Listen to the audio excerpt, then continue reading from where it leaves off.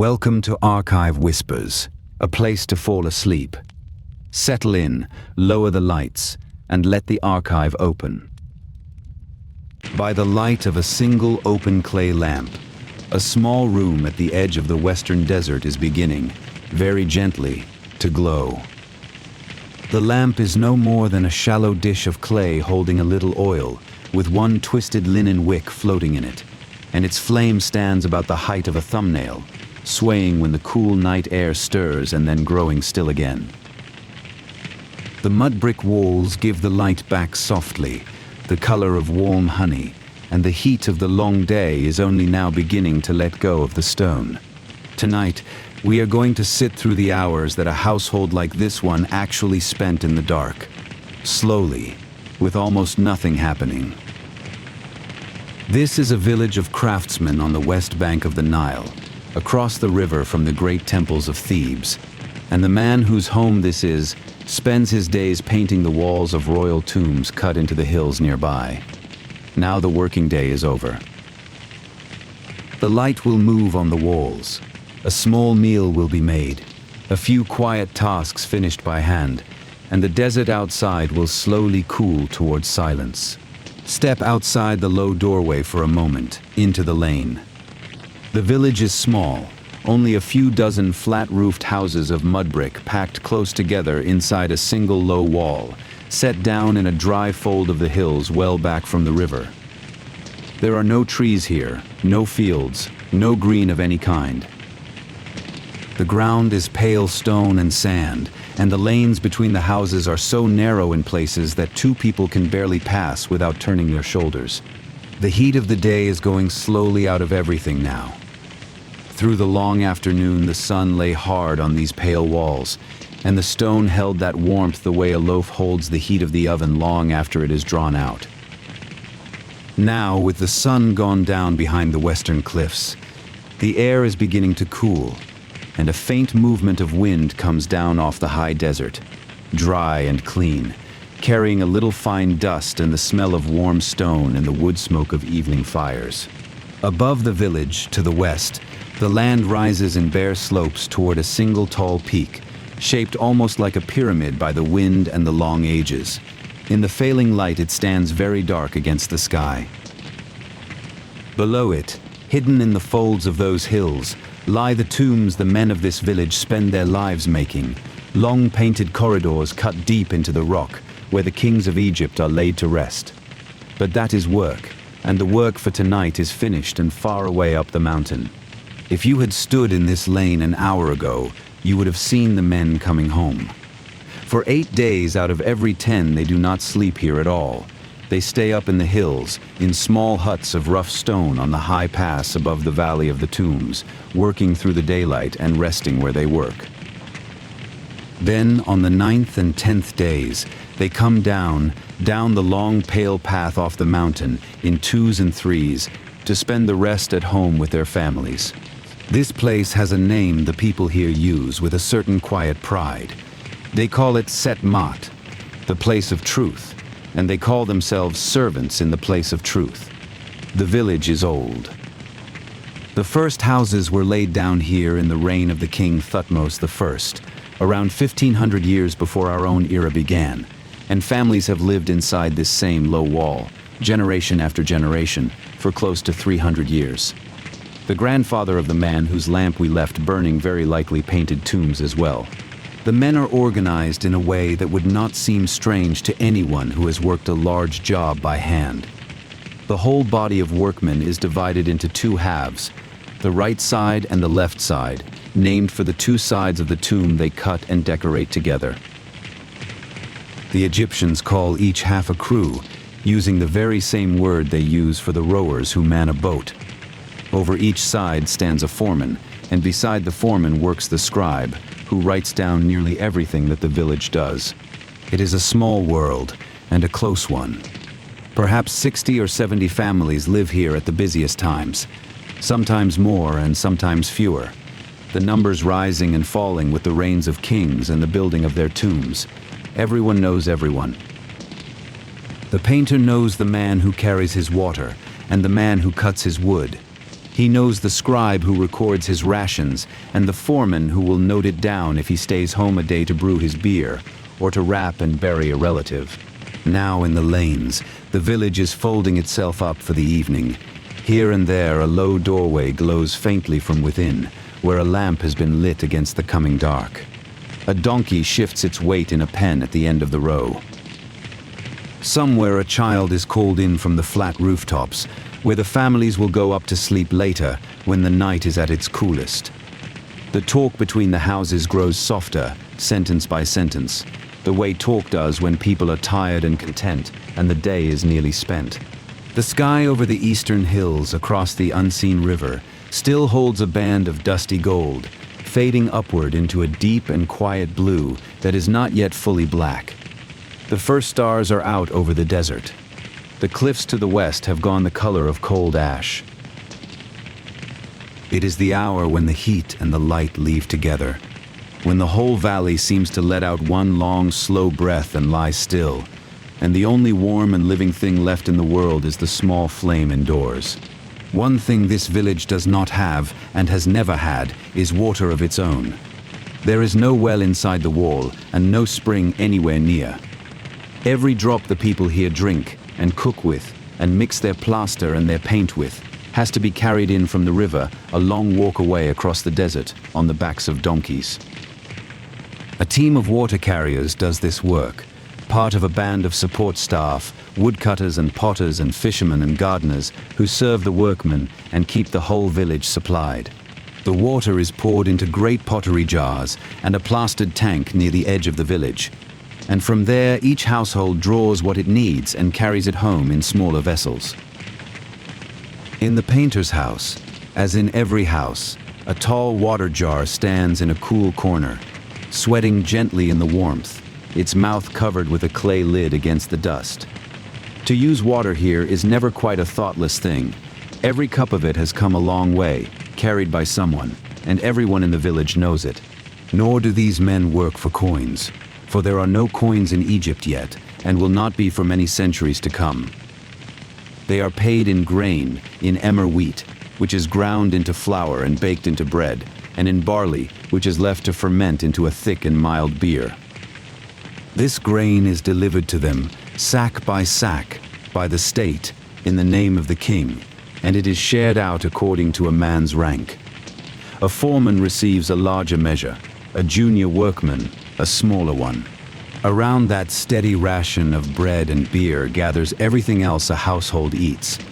Fish brought up from the river, baskets of onions and beans and cucumbers, dates and figs in their season, and now and then a little oil, or salt, or a bundle of firewood. All of it arrives from outside, and nearly all of it is written down. The scribe sets each delivery against the day it came, in quick strokes of black and red ink, so that the whole life of the village passes, in the end, across his flakes of stone and broken pottery. But that is the daytime business of the village, the long, slow accounting of work and grain that fills the scribe's hours. Tonight, none of it presses. The grain is in the jar, the water is drawn, the tools are left up on the mountain where the work waits for them. For these 2 days, the painter is simply at home, among his own walls, with his family around him and the lamp lit, and the evening is his to spend slowly, in the most ordinary way, as we are about to watch him spend it. So let us go back in, out of the cooling lane, through the low doorway and into the warm light. The doorway is small, and you stoop a little to pass through it. The wall around it is thick, built of mudbrick and a little rough stone, plastered over and whitewashed, so that it holds the lamplight kindly. Inside, the air is warmer than the lane, and very still, and it smells of dust and bread, and the faint sweet smell of the burning oil. The first room you enter is small and rather bare, with a swept earth floor and one narrow opening high in the wall.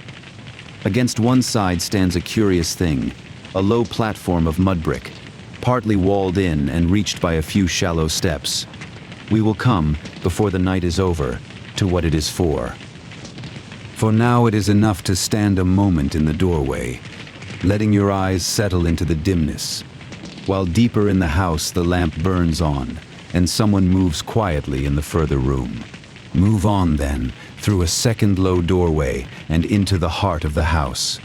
This room is larger than the first, and its floor stands a step higher so that you climb up into it. The ceiling here is the tallest in the house, held up in the middle of the floor by one slender wooden column rising from a round base of stone. The lamp stands on a ledge along the wall, and the whole room is the warm and even color of its light. Along one side of this room runs a low bench of mudbrick, built out from the wall and plastered smooth, wide enough to sit on or to lie along. The family gathers here in the evenings. It is the warmest and most lived-in place in the whole house, worn smooth by years of use. A reed mat and a folded linen cloth or two are the only softness it needs. Here a man can sit with his back against the warm wall and his bare feet on the swept floor, and simply be at rest. Set into the wall of this room, a little above the bench, is a small niche, a shallow recess plastered smooth like the rest. It is the household's holy place. In it, and on a low ledge close beside it, stand a few small things the family keeps with great care. A painted stela no larger than a hand, a little offering bowl of clay, and one or two busts of plain pale limestone, faceless and simple, made to stand for the dead of the household. These small busts are the ancestors. The Egyptians call such an honored dead one an able spirit of Ra, a soul that has passed safely into the next world and can now look back with kindness on the living. The family sets out a little bread, a little water, sometimes a single drop of oil before these stones, and speaks to them softly, as one speaks to elders who are away but not gone. To the people of this house, the dead are not distant. They are simply in the next room of a larger house. Now we can return, in our minds, to that walled platform in the front room, the one reached by steps. No one is quite certain, even now, exactly what it was for. Its low walls, in many houses here, were painted with the figures of two homely household gods: Bez, a small bandy-legged dwarf with a lion's mane and a wide kind face, and Taweret, a standing hippopotamus heavy with child. Both are guardians of women, of childbirth, and of sleep, and their presence suggests this was a place of birth, or of rest, or perhaps of both. These household gods are joined, in the village's affection, by two human figures lifted up into heaven. Long ago, the king Amenhotep I, who reigned in the early years of this long age, around 1500 years before our era, was remembered as the founder of the workmen's community. And after his death, he and his mother, Amos Nefertari, were worshipped here as protecting gods, their painted images carried through the lanes at festival time. A workman might pray to a dead king as easily as to a god, for in this village the two had quietly become one. The light by which the family does all this, by which they eat and talk and tend their little shrine, comes from lamps just like the one we have been watching, a shallow open dish of pottery, a little oil, a single twisted wick. The oil itself is precious. It is issued to the workmen by the state, measured out as part of their wages along with the grain, so that even the light in the house is, in its way, a gift of the king's tomb works, carried home from the same store that feeds them. The wick is a length of old linen, twisted tight between the fingers until it holds together as a slender cord. There is a small craft even in this. A wick left plain will smoke and blacken, but a wick soaked first in salt water and dried will burn cleaner, with far less of that dark thread of smoke rising to stain the ceiling. In a house whose master spends his days laying bright color onto pale walls, a smoking lamp is no small nuisance, and so the little trick of the salt is well known and quietly kept. Beyond the main room, the house narrows again toward the back, where the work of the kitchen is done. This last space is part roofed and part open to the sky, a small walled yard where the smoke of the cooking fire can rise and escape into the night. Here stands the round clay oven for bread, a low hearth, the flat stones for grinding grain, and the tall jars of flour and oil. By day, it is the busiest corner of the house. By night, with the baking long done, it holds only the soft red eye of the banked fire and the smell of warm ash. In one corner of this backyard, a few mud steps lead down into a small cellar, dug for the coolness of the earth, where the household keeps what it wishes to guard from the heat. Another short stair, often little more than footholds set into a thick wall, climbs the other way, up onto the flat roof. In the hot months, the roof becomes a room of its own. The family carries mats up at night and sleeps there under the open stars, in the moving air, coming down again only when the cool before dawn drives them in. All of this, the front room with its painted bed platform, the columned room with its bench and shrine, the small back rooms, the kitchen yard, the cellar, the roof, is fitted into a long, narrow strip of ground no wider than a generous single room, sharing its side walls with the neighbors pressed close on either hand. A whole family lives its entire indoor life in a space we might think very small. But little of that life is spent indoors by day, and the house is built less to be lived in than to be a cool, dark shelter from the great heat of the sun. Think for a moment of your own evening here. You come down off the mountain stiff from 8 days of close work in the rock. You stoop through the low door into the smell of fresh bread. You climb the step into the warm room and lower yourself onto the bench you have sat on since you were a child. Your wife is at the back tending the fire. A small child leans against your knee. There is nothing now that you must do. The hard white light of the tombs is behind you, and around you is only the soft light of home. The house at this hour has its own small music, if you stop to listen. The low pop and settle of the fire in the back, the scrape of a clay bowl set down on stone, the murmur of voices from the next house through the shared wall, close enough to hear but not quite to make out, so that the whole row of homes seems to breathe quietly together. And beneath all of it, almost too faint to notice, the dry and endless whisper of the desert wind moving over the rooftops and away into the dark. Everything in the room arranges itself around the lamp. Where the lamp is, there the family gathers. The far corners give themselves up to shadow and are forgotten for the night. The flame is small and the room is not large, and so the circle of good warm light falls just wide enough to hold a few people sitting close together. This is how the whole evening will be spent, within arm's reach of one another, within the reach of one small flame, while the great cold desert turns slowly outside the walls. Tonight, though, the master of the house is not quite ready to sit idle. There is a small thing he means to do before the meal, a thing carried home in his thoughts from the day's work, and for it he draws the lamp a little closer along the ledge and reaches for a flat, pale flake of limestone and a few small clay pots. To understand what he is doing, we have first to understand what his hands do all day, up in the painted dark of the tombs under the peak. So while he settles himself and turns the stone flake in his fingers to catch the light and chooses among his little pots of color, let us follow the thread of his trade back to its beginning and ask how a man comes to spend his whole life painting walls that almost no one living will ever see, deep in the rock under the dark peak, by a light no stronger than the one that warms his hands now. What the painter does, he does in the dark. The tombs his village cuts are not built up toward the light, but driven down into the rock, corridor beyond corridor, chamber beyond chamber, sloping ever deeper under the mountain. There are no windows there, and there can be none. Every figure on those walls, every line of writing, every god and field and offering is drawn and painted by lamplight alone, by men who carry their own small flames down into the stillness and the stone. Down there the lamp is not a comfort but a tool, and a carefully measured one. The workmen are issued their wicks by count, so many for a morning and so many for an afternoon, and the burnt wicks are gathered up and tallied afterward, so that the very burning of the light becomes a kind of clock by which the working hours are reckoned. The same salted wicks that keep a home's ceiling clean keep the tomb's fresh paint clean too, for a smoking flame would lay a film of soot across the work as fast as it was made.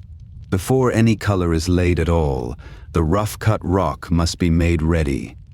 The stone is rarely smooth enough to paint, and so it is dressed with a coat of plaster, gypsum and mud floated on and smoothed flat until the wall is even and pale and will take a line cleanly. On this fresh pale ground, the work will be built up in stages, by different hands, each man to his own part, in an order worked out over hundreds of years and now followed almost without a word. The first hands to touch the smoothed wall belong to the men who set out the order of it. Using a length of string rubbed with red ochre and snapped against the plaster, they lay down a grid of fine straight lines, a net of small squares across the whole surface. Every figure to come will be built upon this grid, a fixed number of squares from heel to hairline, a fixed number across the shoulders, so that a standing man drawn here will match a standing man drawn far away in the same calm and changeless proportion. Then comes the draftsman, the outline scribe, whose title means something close to writer of outlines. He is the heart of the work. With a fine reed brush and red ochre, he draws the figures onto the grid, swift and sure, a whole procession of gods and people and offerings appearing under his moving hand. A second and more senior draftsman follows behind him, correcting in black where a line has wandered, firming the final shape. Only when the drawing is wholly right does any color go on at all. These were real men, with names we still know today. In this very village, some generations before the night we are watching, a painter named Senedjem worked on the royal tombs in the reigns of the kings, Seti I and Ramesses II, in the 13th century before our era. Another, a master draftsman named Pasht, lived and worked in those same years. We know them because their own small tombs, dug into the slope behind their houses and painted by their own hands, have survived, bright and almost whole, into our own time. For these men did not paint for kings alone. A workman of the place of truth had the rare good fortune to be a master of the very craft that the dead most needed. And so, over the long years of his life, in his rest days and his spare hours, a man like Senedjem prepared and painted a tomb for himself and his own family. The same hands that worked the great royal corridors by ration light came home, and slowly, season by season, gave their own household a painted house for the next world. The colors themselves are few, and almost all of them come straight out of the earth. There is red and there is yellow, both of them ochres, iron-rich earths dug from the desert and the cliffs, then ground fine and washed clean. There is white, made from gypsum or fine pale chalk. There is black, which is simply soot or charcoal, the carbon of burnt things. With these four colors alone, a very great deal can be said. But the Egyptians had one color more, and it was the quiet marvel of the ancient world.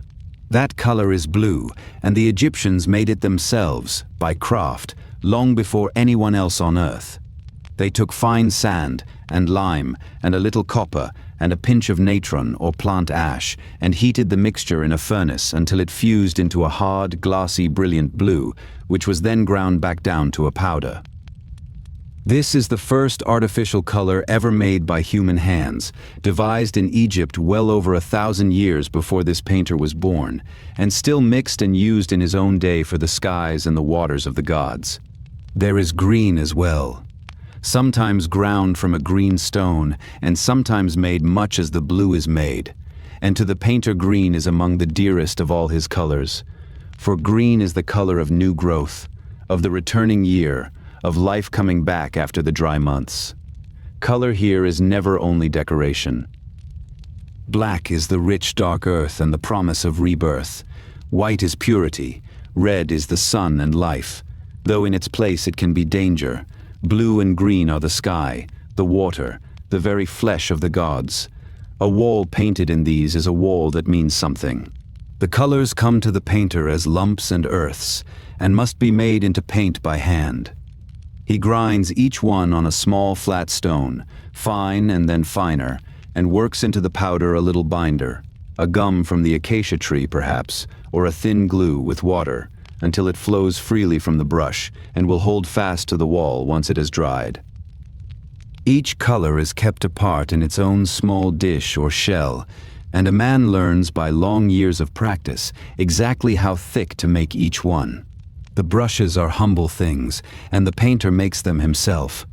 For broad work, a stem of rush or a strip of palm rib is bruised and chewed at one end until the fibers spread into a soft tip that holds the paint. For the finest lines, a single thin reed is cut and frayed to a point. A man keeps a small handful of them in several sizes and knows each one as a writer knows his pens, and a worn brush is trimmed and used again and again until there is nothing left of it to use. And then there are the flakes of stone. All across this village, wherever the limestone of the hills splits into smooth, pale chips, those chips are gathered up and used. On them the draftsman sketch, a figure to be tried out before it goes onto a wall, a king's profile practiced over and over, a stray drawing of an animal or a girl or a god, done for no reason that anyone ever wrote down. Many thousands of these have survived, and through them we look straight over the shoulder of a man drawing more than 3,000 years ago. Which brings us back to the painter at his ledge, the lamp drawn close, the pale flake of limestone turning slowly in his hand. He is not at work tonight, not truly. He is doing the thing a man does with a craft that has soaked all the way into him. He is drawing for himself, idly, the way another man might whittle a stick or hum a tune. A line, and then another line, the curve of a bird's back, the long almond of an eye. His hand knows the shapes without his having to think them at all. He learned all of this as a boy, here from his own father, in just this room. The trade runs down the generations like the houses themselves, passed from father to son along the two sides of the gang, so that a place on the crew is very nearly a thing inherited. A small boy is set first to grinding color and fetching water, then to ruling the grid lines, then to filling the flat fields of paint within another man's outlines, and only after many years, if his hand proves good and steady, to drawing the outlines himself. It is patient work, and it rewards patience above all. There is no hurry in it, and no room for hurry, for a wandering line cannot be unsaid once the color has been laid. A man may spend a whole day on a single small register of figures, and another whole day on the band of stars painted above them, and think nothing of it, for the tomb is meant to last not a lifetime, but forever, and a thing made for forever is not a thing to be rushed. The calm in the work is the very calm that fills this room now. There is a strangeness in this trade that the painter himself, perhaps, no longer even feels. Almost everything he makes is made to be sealed away in the dark and never looked upon again by living eyes. The tomb is finished, the king is laid within it, the door is closed and hidden under rubble, and the bright walls keep their colors for the dead alone. And yet the work is done as carefully in the corners that no one will ever see as on the wall beside the door, because the seeing eye it is truly done for is not a human one.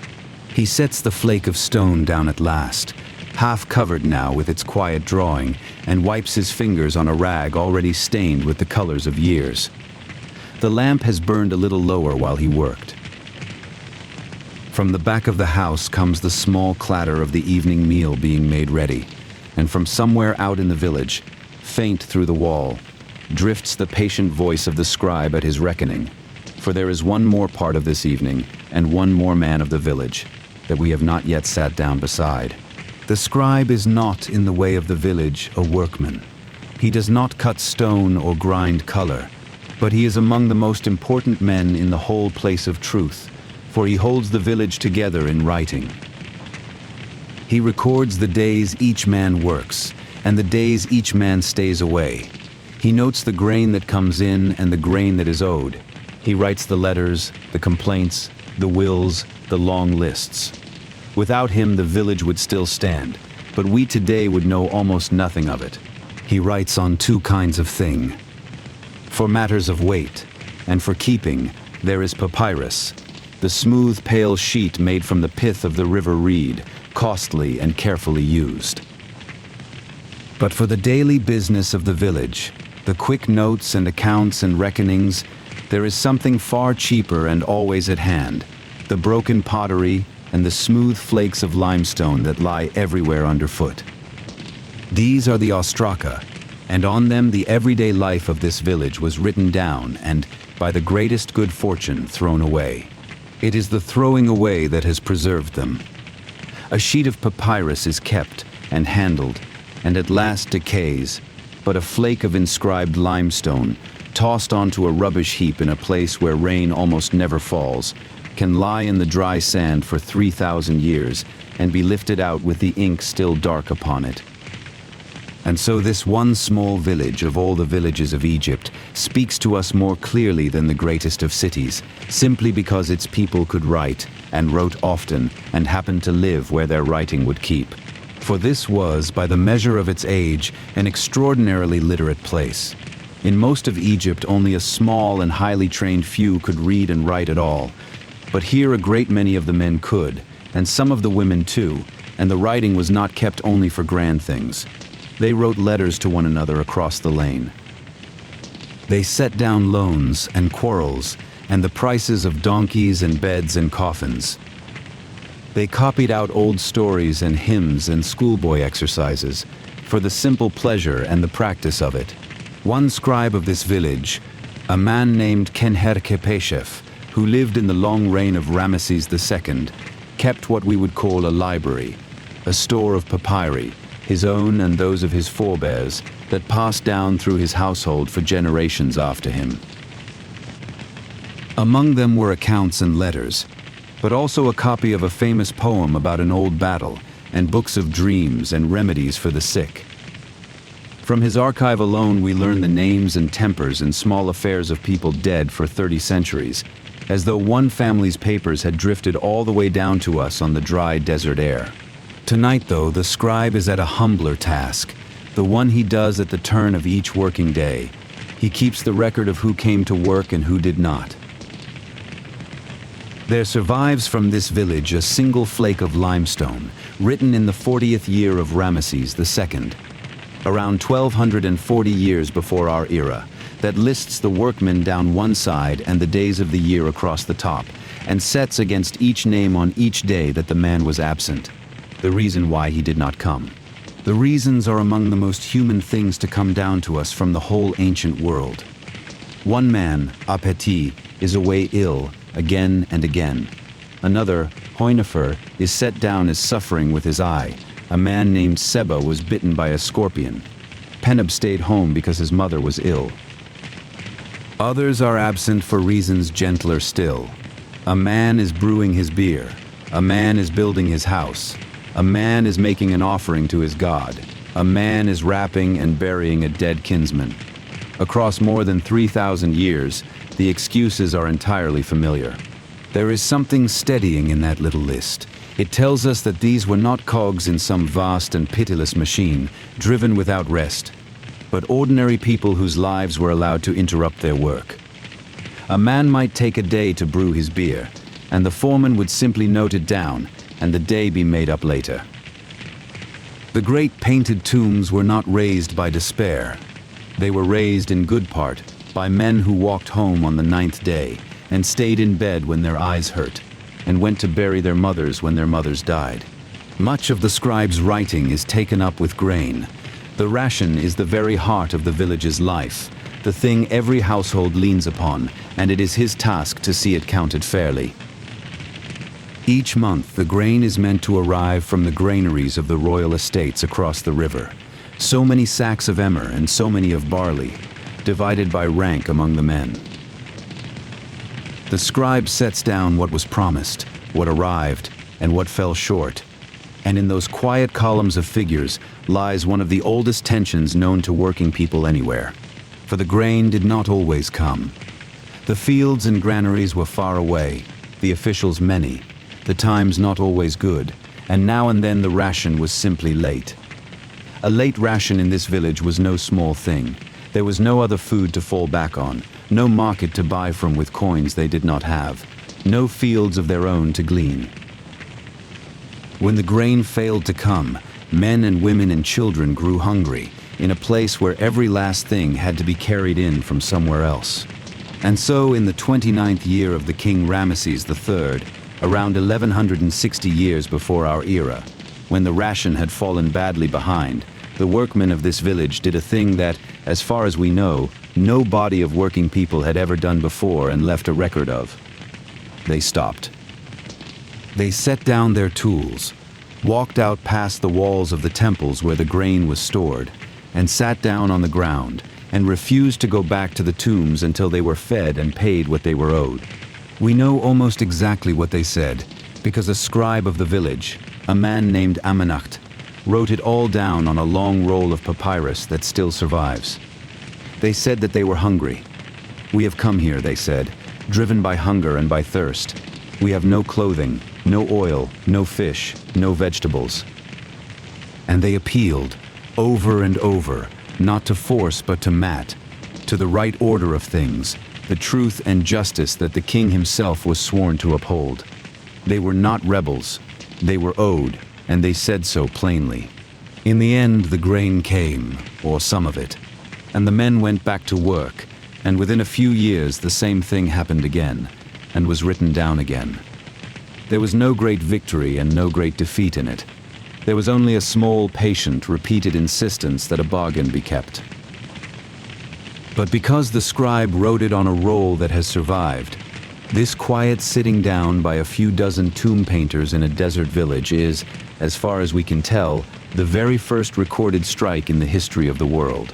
Behind the grain ran a steadier and humbler flow of supply, the daily deliveries that the scribe also tracked. The water carriers with their donkeys, the woodcutters bringing fuel for the ovens, the fishermen with the day's catch from the river, the potters, the washermen, the gardeners with their onions and greens. These were the support staff of the village, not workmen of the gang but bound to serve it, and the scribes set their deliveries against the days as carefully as the grain itself, so that no one could later claim a thing had come that had not come. Imagine then the scribe's own evening, not so very different from the painter's. He too has come down off the mountain, or in from the day's accounting.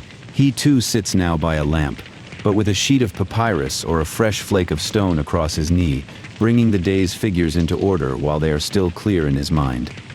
A column of names. A column of days.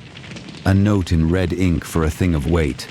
It is dull work, the dullest in the village, and it is the whole reason we are able to sit here at all tonight. We tend to remember the ancient world for its kings and its wars and its monuments, the loud and golden things. But it is the dull record that brings the past truly close. The laundry lists, the loans, the sick day excuses, the small grumbles about late pay. A king carved on a temple wall is a king forever, flat and shining and unreachable. A man written down as away today. Building his house is a man you feel you could almost call to across 3,000 years and half expect to hear answer you back.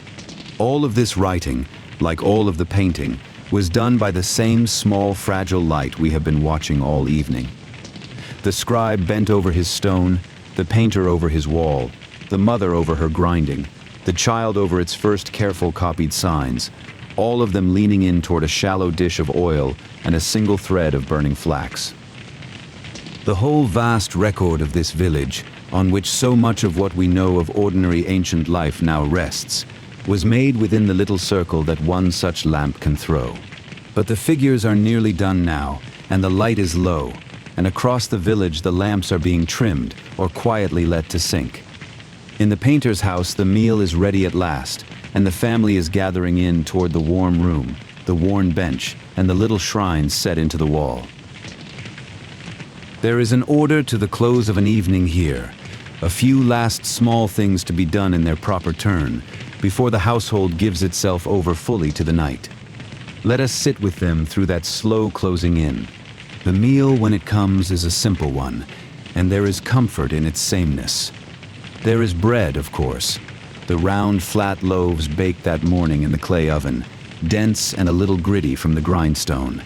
There is beer to go with it, thick and mild and faintly sweet, more a food than a drink, poured from a covered jar. And there are onions, sharp and good, perhaps a few dried fish from the river, or some beans cooked soft, or a length of cucumber, or a small handful of dates to end with. They eat the way people have always eaten in such houses, sitting close on the floor and the bench around a low common dish, breaking the bread with their hands and dipping it, talking a little and falling quiet a little, the children first lively and then slowly heavy-eyed. There are no great manners to keep here, and no hurry in which to keep them. The food is plain and there is enough of it tonight, and on a rest day, in a fed and quiet house, that is very nearly the whole of happiness. Before anyone quite forgets, a small portion is set aside. A piece of the bread, a little of the beer, is carried over to the niche in the wall and laid before the pale ancestor busts and the painted stela, with a quiet word. It is not a grand rite. It is the simple courtesy of a household that believes its dead are still in some way at the table, that the grandfather who taught these hands to draw is near, and may as well be fed with the rest. The living eat, and the dead are not forgotten, and the two are at peace. Outside and above all this, unseen now in the dark but always somehow felt, stands the peak. It rises over the whole valley of the tombs, a high natural pyramid of pale rock that the people here regard with a wary kind of love. They have given it a goddess, or rather they know the goddess who already lives in it, Meretseger, whose name means she who loves silence. She is the lady of the peak, and she keeps the great quiet of the place of the dead. Meretseger shows herself as a cobra, or as a woman with a serpent's head, coiled upon her mountain. She is not a distant or an easy goddess. She watches the tombs and the men who work among them, and she is quick to punish a wrong done in her silent country, a false oath, a theft from the dead, a careless word spoken where it should not be. Those who offend her, the village believes. She strikes with sickness, with the scorpion's venom, with blindness, with the swift bite of the snake. And yet she is also merciful to those who are truly sorry. There survives a stone set up by a workman of this very village, a man named Neferabu, who tells on it how he had done some wrong and sworn falsely by the goddess, and how she had punished him for it and made him sit in darkness by day like the dead. But when he confessed his fault and begged her forgiveness, he says she turned back to him and was merciful and let him see the light again. It is one man's quiet testimony, carved in stone, to a goddess who loomed over his whole life. The village has another way of touching the divine, gentler and more public. On festival days, the painted image of the dead king Amenhotep, their founder and their god, is lifted onto the shoulders of bearers and carried out through the lanes, and the people bring their questions to it. A quarrel over a donkey, a doubt over who owns a tomb plot, a suspected small theft, the god is asked, and the god answers, dipping forward or drawing back as the bearers feel him move beneath the poles, and his answer settles the matter. Here heaven is near enough to be consulted about a borrowed tool, but the festival days are few, and tonight is only an ordinary night. The meal winds slowly down. The common dish is wiped clean with the last of the bread. The beer jar is stoppered again. The children are growing too sleepy now to sit up much longer. The mother gathers the bowls and carries them back toward the dark kitchen, and the small ordinary sounds of clearing away move through the house, and then, one by one, they cease. The room grows stiller. The lamp burns quietly on. Someone tends the lamp. The little pool of oil in the clay dish has sunk lower through the long evening, and the flame has sunk with it, and a hand reaches over to draw the wick up a little and pinch off the charred end, so that it stands and burns clean again for a while longer. There is a whole life of small gestures like this one, learned without ever being taught, that keep a house going through its evenings. The trimming of a wick, the banking of a fire, the covering of a jar. None of them is thought about. All of them are done. The smallest children are taken to sleep first. They are settled in the front room, near the painted platform with its guardian gods. Bez with his wide, brave face, and Tauret heavy and patient, watching over the place of birth and of rest. Whether or not anyone now believes in them quite as their grandparents once did, the painted gods are there upon the wall, and a child laid down to sleep beneath them sleeps, perhaps, a little more soundly for it. The old protections do not have to be believed in to give comfort. Lie down with them, in your mind, in the warm dark of that little room. The day's heat has gone fully out of the air now. The mudbrick walls that held the sun all afternoon are giving back the last of their warmth slowly into the night. Above you is the flat roof, and above that the enormous desert sky and its 1,000 quiet stars. Around you the thick walls, and the soft breathing of the others, and the faint far whisper of the wind. You are as safe and as small as it is possible for a person to be. In the warm room the grown ones linger a little longer, as grown ones do, unwilling quite yet to give up the quiet. There is almost nothing left to say and no need to say it. Perhaps the painter looks once more at the flake of stone he drew on earlier, and sets it on the ledge by the shrine where such small good things are kept. Perhaps the wife banks the last of the kitchen fire down to a safe red glow beneath its ash, so that there will be a live coal to wake in the cool of the morning. Beyond the walls, the village is doing what the house is doing, all together and unbidden. Lamp by lamp, the small lights in the doorways are sinking and going out. Row by row, the low houses give themselves up to the dark. The murmur through the shared walls thins and falters and fails. Soon the only lights left in the whole valley are the cold far stars and the dark shoulder of the peak standing against them, and here and there one last stubborn flame, like this one, not yet quite gone. And with the lights goes the last of the sound. By day this is a place of work, of chisels and voices, and the bray of donkeys and the scratch of reed pens. But the night gives it back to the silence that the Lady of the Peak is said so to love. It is a deep silence, the silence of the desert and the silence of the dead together, vast and not unkind, settling down over the sleeping village like a broad hand laid gently on its back. Nothing in it is waiting to happen. It is only quiet and very old and at rest. Now the lamp we began with, hours ago, is very nearly the last thing awake in the house. Its flame has shrunk to a small steady bead of light, no taller now than when we first looked at it, and the oil beneath it is almost spent. It has lit the meal and the talk and the idle drawing, the offering and the settling of the children, and has asked for nothing in return but a little trimming. Soon a hand will reach out and let it go, or it will quietly use up the last of itself and sink down on its own. There is no hurry, though, even now, to put it out. Let it burn its last while we sit a little longer in the warmth and the quiet, with the household asleep around us and the great cool night standing over the whole village.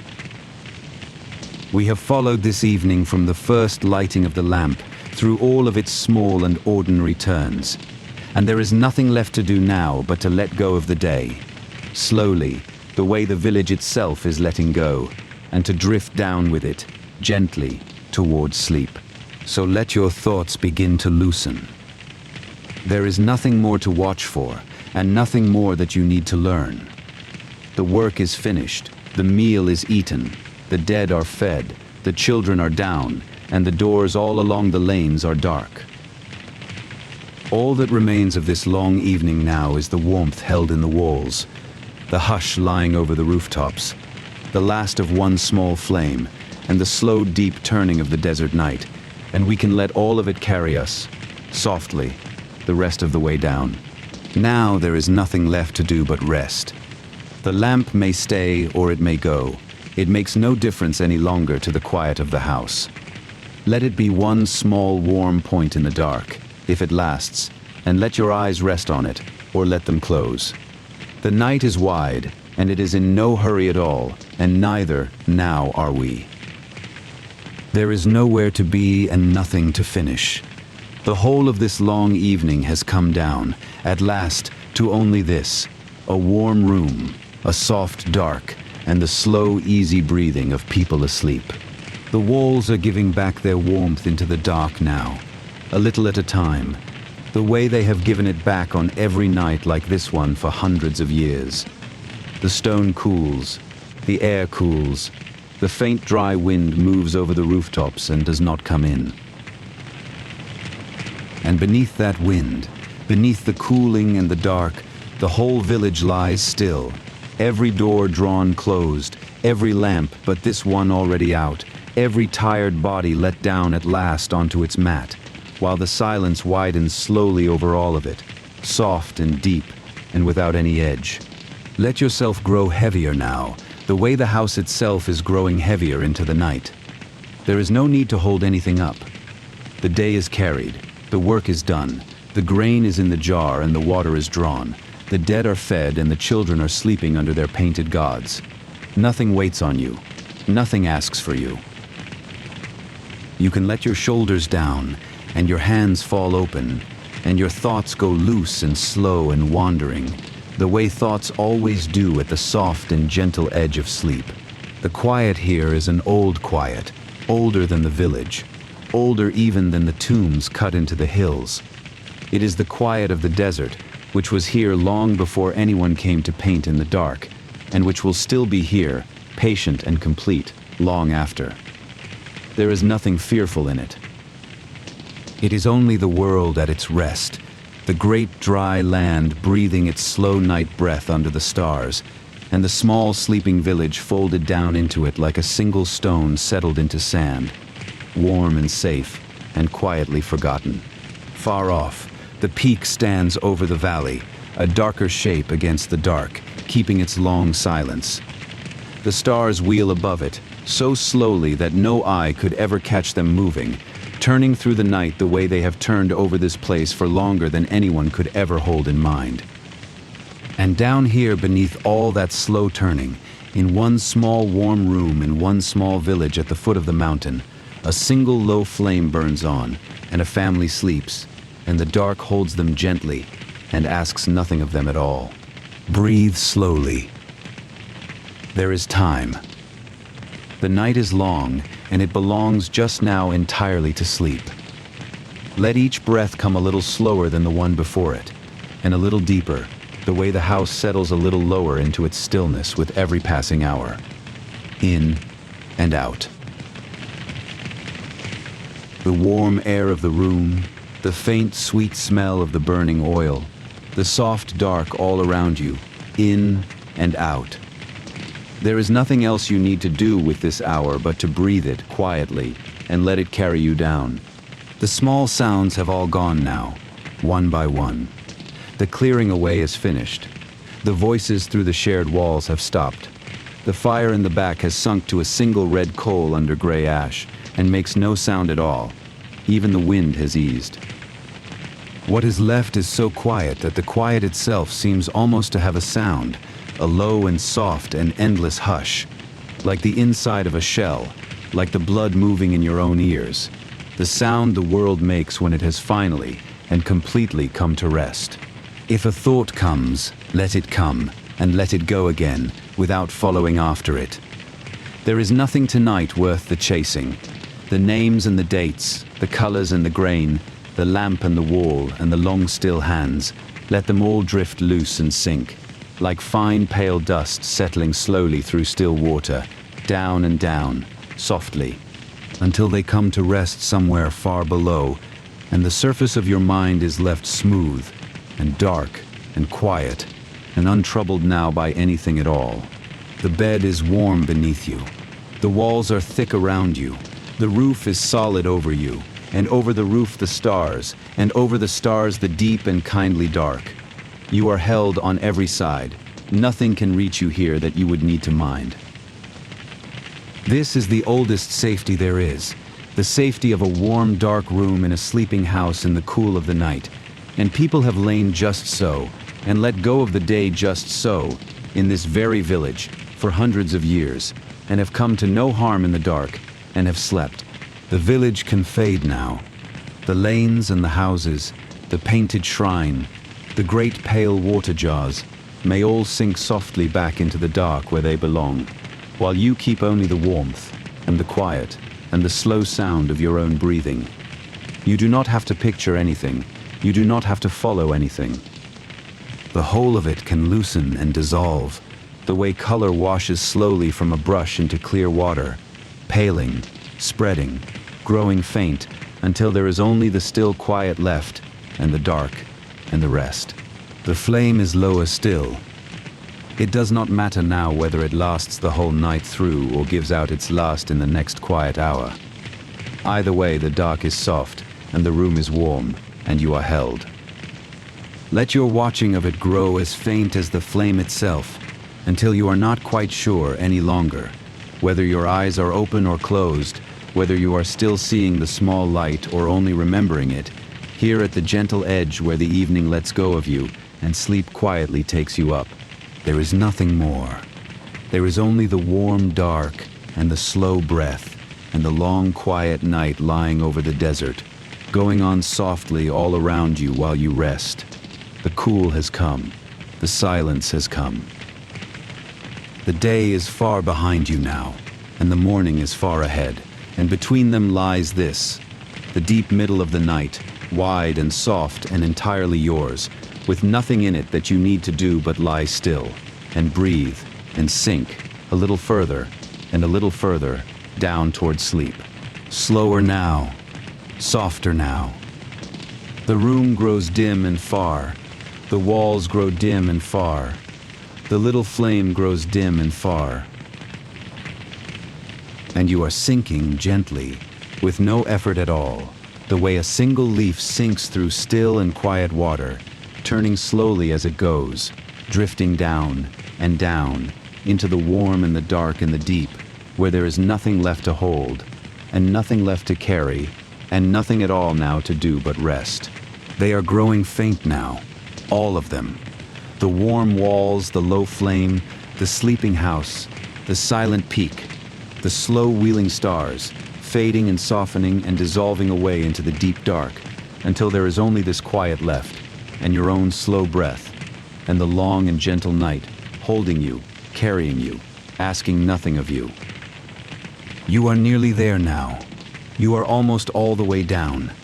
There is only a little further yet to drift, and the dark is soft, and the rest is deep, and you can sink the last of the way now, easily, and sleep. Rest now. The night will keep its watch. The dark is kind, and the quiet is whole, and there is nothing left in all the wide world for you to do but breathe, and sink, and rest. Sleep now. Sleep. The long, warm night is all around you, and it will hold you safe until the morning, and you can let yourself go down into it now, softly, and deeply, and completely, and rest.